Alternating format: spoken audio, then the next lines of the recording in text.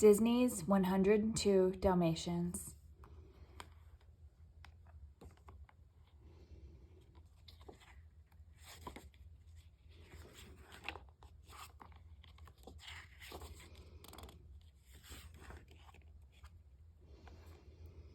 After spending years in prison for puppy napping, Cruella de Vil was free. She was now a changed woman. By undergoing a special treatment, she had learned to love dogs and hate furs. Clutching her dog, Fluffy, Cruella ordered her assistant, Alonzo, to gather up her furs and her Dalmatian puppy coat design. Then she had him throw them into a secret room in her mansion. "Lock them away! Bury them beyond sight and memory," Cruella shouted to Alonzo.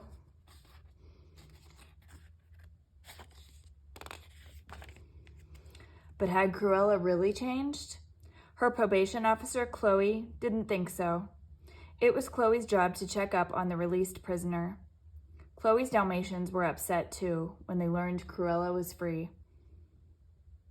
After all, they had just welcomed 3 adorable puppies into the world. Chloe promised her dogs, Dipstick and Dottie, that she'd be keeping her eye on Cruella. Chloe and her dogs weren't the only ones with worries. Kevin, a young man who ran the Second Chance dog shelter, had worries too. The shelter was closing because it had run out of money. Kevin had several dogs of his own and a parrot named Wattlesworth. The bird wouldn't fly because he thought he was a dog. "Don't worry, everything will be all right," Kevin told his pals. But he didn't know how to save the shelter.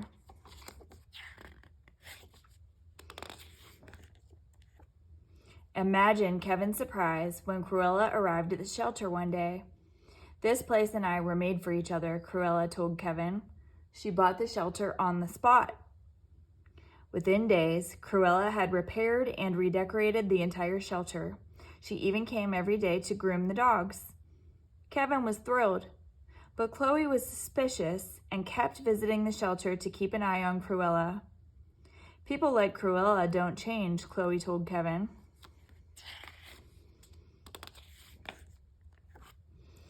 Time passed. Chloe's puppies grew and got their spots, except for little Oddball, who remained pure white.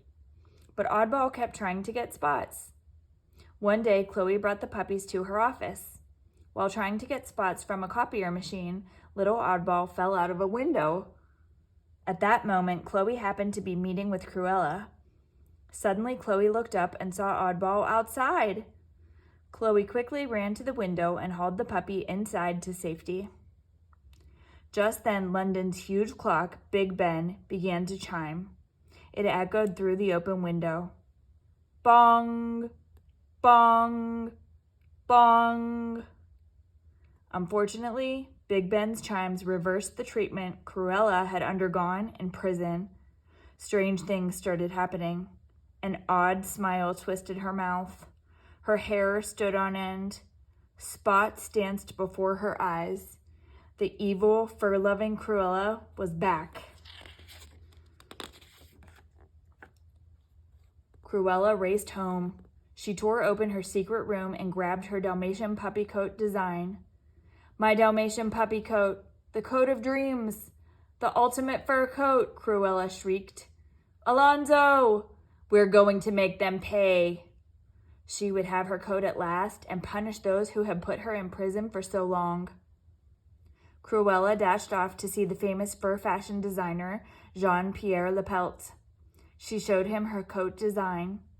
They agreed that 102 puppies would be just the right number for her gorgeous hooded Dalmatian puppy coat.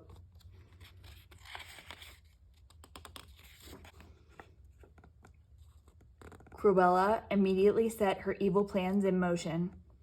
First, she had Alonzo steal puppies from all over town. She told him to hide some of the stolen Dalmatians at the Second Chance shelter. Then Cruella called the police to have Kevin arrested for puppy napping. While Chloe looked on in shock, Kevin protested. "This is crazy," he said. "Why would I steal Dalmatians?" But the police took Kevin and his pets to jail. Next, Cruella told Lepelt to steal Chloe's puppies.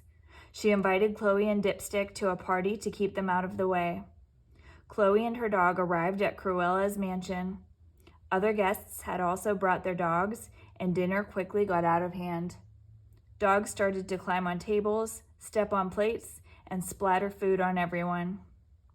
In the middle of everything, Cruella's dog, Fluffy, barked timidly. He wanted to warn Dipstick and Chloe of Cruella's plans. The pair followed him to the secret fur room. Chloe peeked inside the room and gasped when she saw the fur coat design. "The puppy coat!" cried Chloe. Her puppies were in danger. Just then Cruella appeared. "Goodbye, my dear," Cruella hissed. She shoved Chloe into the room and locked the door. Dipstick managed to get away. While Fluffy worked to free Chloe, Dipstick rushed home to save his family.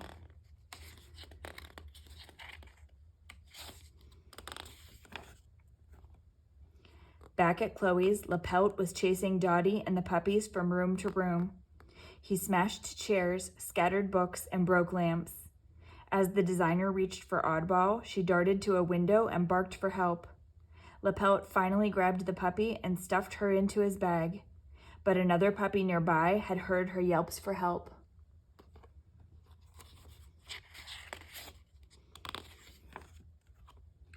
Bark by bark, Oddball's call was passed from puppy to puppy. The twilight bark echoed across London. Kevin's parrot, Waddlesworth, heard it in jail. He understood that Chloe's puppies needed help, so he took the keys from a sleeping guard and freed Kevin and the dogs. Together they raced towards Chloe's home. Dipstick had also heard the twilight bark. This made him run even faster.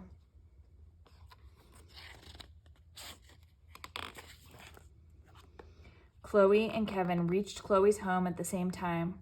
The mess was terrible, but worst of all, Dottie and the puppies had been stolen. How will we ever find them, Chloe thought. Kevin's dogs pawed through the debris. Finally, with an excited woof, they uncovered a train ticket. It was LaPelt's. "Paris, the Orient Express at 10, Chloe cried, looking at the ticket. "We can just make it." Meanwhile, Dipstick was almost home when he heard familiar barking coming from a truck. Dipstick knew it was his family. He quickly leapt onto the truck. The truck stopped at an alley outside the train station. When the truck's door opened, Dipstick lunged.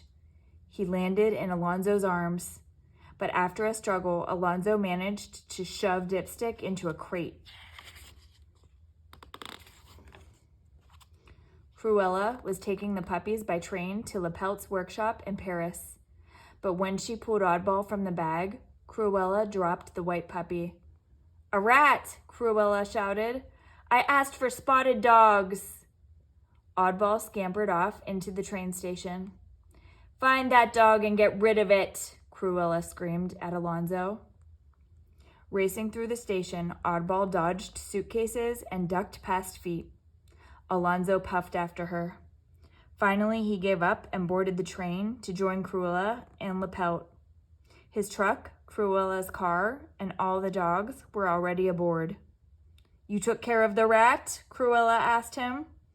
"You will never see it again," Alonzo replied. The train began to move. Oddball ran after it, trying to jump aboard. Just then, Chloe, Kevin, and his pets arrived and saw Oddball on the tracks. "She'll be killed," Chloe cried out. It was then that Waddlesworth flew for the first time in his life. The bird snatched up Oddball and landed inside the train with a thump. Waddlesworth and Oddball found Cruella's car on the train. They both hid inside it, not knowing what to do next. The train rumbled on through the night. Once in Paris, Cruella and LaPelt drove to LaPelt's workshop in her car. Alonzo took the dogs along in his truck. As they rode along, the puppies barked the twilight bark to the dogs of Paris. Soon, Chloe, Kevin, and his pets arrived in Paris too. The Parisian dogs led them straight to LaPelt's workshop.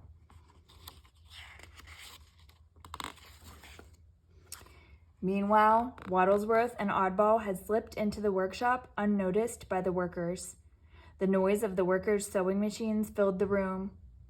Luckily, Oddball could hear the other dogs in the cellar. But how would they ever get them out? Waddlesworth noticed a hole in the floor. If he could just make it larger, he decided, the puppies could escape through it. The parrot began to bite the soft wood with his sharp beak. When Kevin and Chloe reached LaPelt's workshop, they sneaked into the cellar through a trap door. Their pets greeted them joyfully, but then Cruella poked her head through the trap door. "Aren't you in a tight spot?" she cackled as she slammed the door shut. The lock turned. Now everyone was trapped. Well, almost everyone.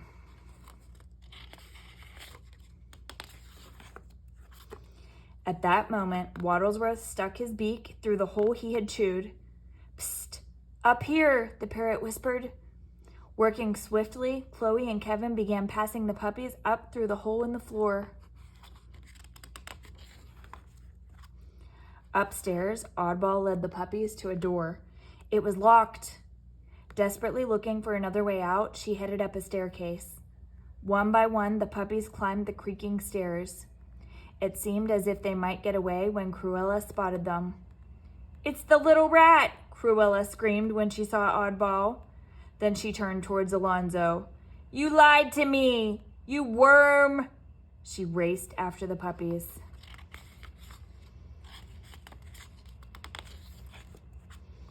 "You are a wormy little man," LaPelt agreed. Alonzo had had enough. He wanted to help the dogs. Alonzo tackled the fashion designer. Back and forth the two men wrestled until, whumph! Alonzo had the arms of LaPelt's coat stitched together by one of the workers with LaPelt in it. The designer stumbled and fell through the hole Waddlesworth had made in the floor.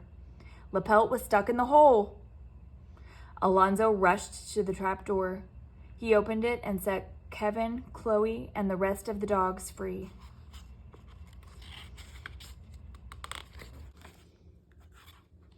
In the meantime, Cruella was still chasing the puppies. She followed them up the stairs, across the attic, and out of a window. Oddball urged the puppies across a narrow bridge to the bakery next door. Cruella tore after them. "This time it's personal!" she screamed. Inside the bakery, the puppies dashed to safety as Oddball tried to hold off Cruella. But Cruella wouldn't be stopped. Grabbing a cable, she swung across the room, accidentally hitting a button with her foot. Clank, clank! The baking machinery came to life. Cruella lost her grip on the cable and fell into a huge mixing bowl of cake batter. The giant mixing bowl moved along a conveyor belt. "Ag!" Cruella yelled as eggs splattered down upon her head. "Black! Glub!" Cruella sputtered as she was covered with flour and milk. Round and round the mixing bowl turned. It churned Cruella into a mass of gloopy, gluey dough. Then it tipped over and poured Cruella goo into a huge cake pan. The cake was ready for baking. By now, Chloe and Kevin had arrived. Yapping joyfully, the dogs and their friends were reunited. Not long after, ding! The oven door opened and the cake came out with a crusty Cruella in the middle. Jumping on tubes of icing, the puppies decorated the Cruella cake. What fun! Outside the bakery, the Paris police were waiting to take a crumbly Cruella off to jail once again. LaPelt was unstuck from the hole and arrested too. Everyone else was soon back in London.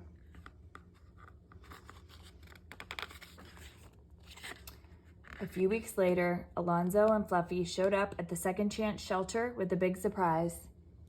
"I asked if I could have the pleasure of delivering this," Alonzo began. "Cruella had been forced to give her entire fortune to the dogs." "Judge's orders," Alonzo added. Everyone cheered. The dogs would be safe now.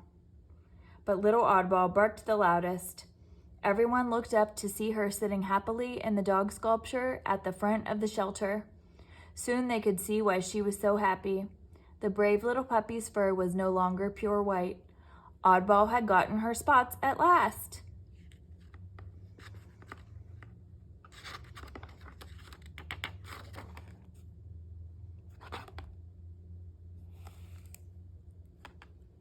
The end.